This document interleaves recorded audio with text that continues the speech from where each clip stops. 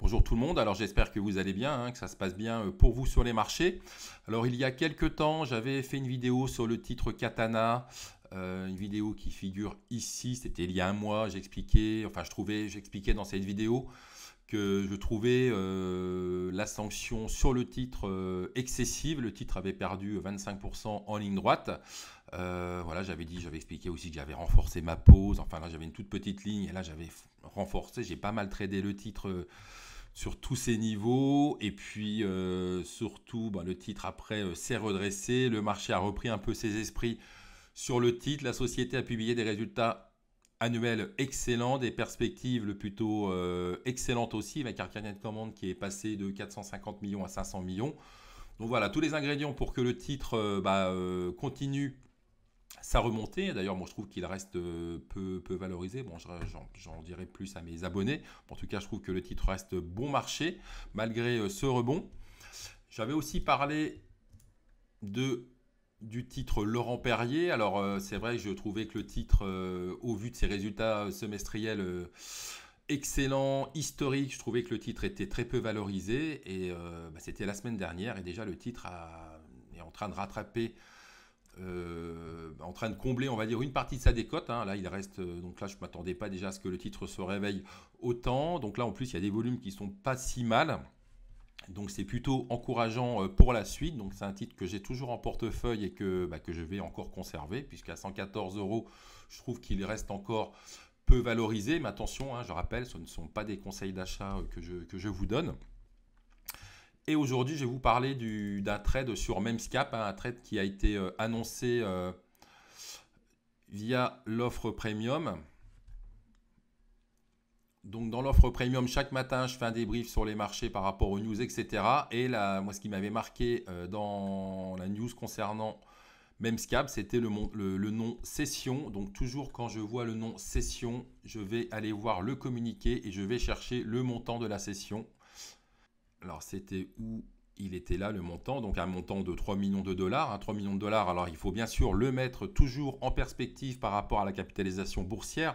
Lorsque vous avez une société qui capitalise 1 milliard, 2 milliards, lorsqu'elle fait une cession de 3 millions, là l'impact sur le cours va être inexistant. Mais par contre, pour une société qui capitalisait moins de 10 millions, là, vous pouvez être sûr généralement que l'impact va être très fort. Et c'est vrai que moi, Memscap, j'avais un peu abandonné le suivi depuis pas mal d'années parce que j'avais l'impression que la société sortait les mêmes résultats depuis 3 ou 4 ans. Là, on avait un chiffre d'affaires qui était décroissant, qui avait la société. On ne peut pas dire que c'était une société c'était une valeur de croissance. La société rencontrait des difficultés. Au niveau du résultat opérationnel, c'était pareil. La rentabilité, c'était un peu. Alors, la société a toujours eu du mal à être rentable. Et puis, surtout, les dernières années, la société, affichait donc un résultat opérationnel dans le rouge, résultat net pareil, même évolution.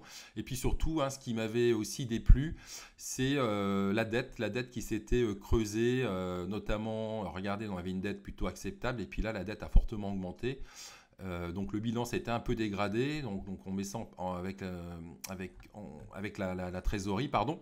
Donc on était sur une trésorerie de 4 millions, on avait une dette de 6 millions, donc après au niveau santé financière, ça va, il n'y avait pas du tout le feu à la maison, mais voilà, je trouvais que c'était poussif, rentabilité poussive, un chiffre d'affaires qui décroît, un bilan qui s'est dégradé, donc j'étais plutôt à l'écart du titre.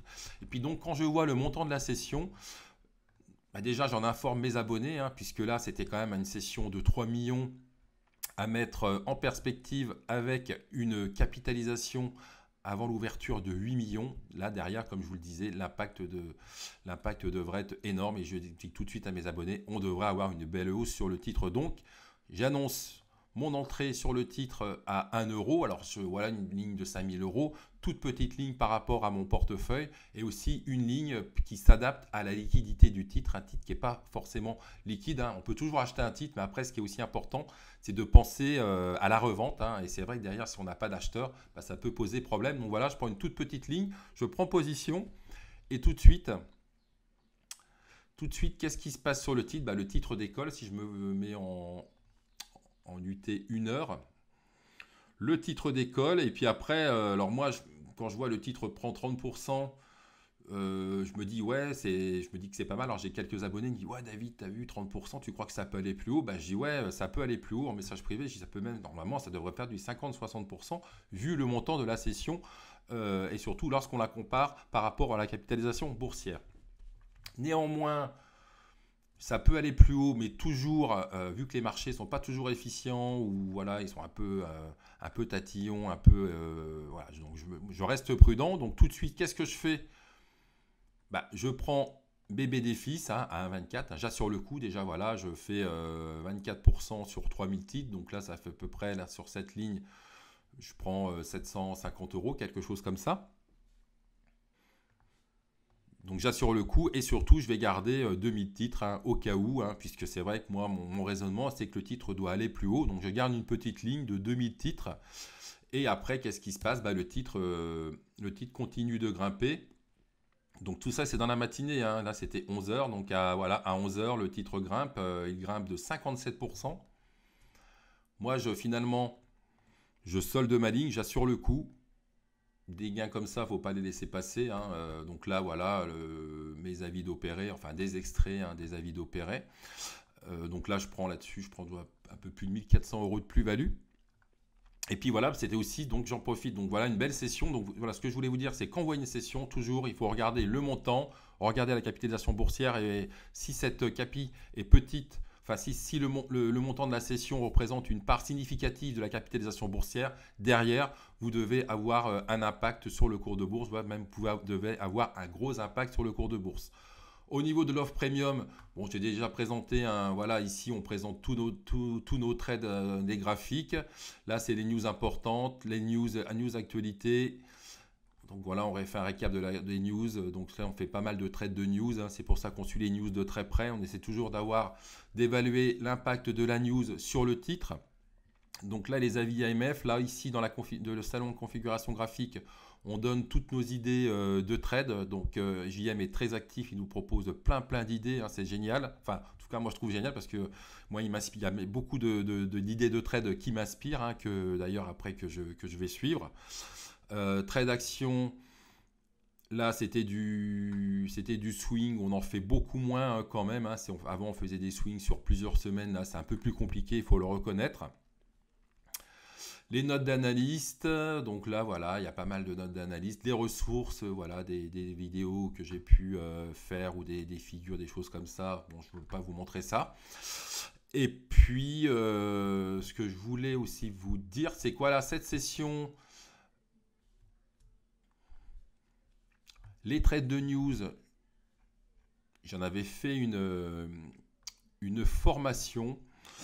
Dans la formation, justement, j'expliquais j'expliquais un peu mon trading de news. J'expliquais aussi qu'il y avait pas mal de fondas, pas mal de mes astuces pour trader.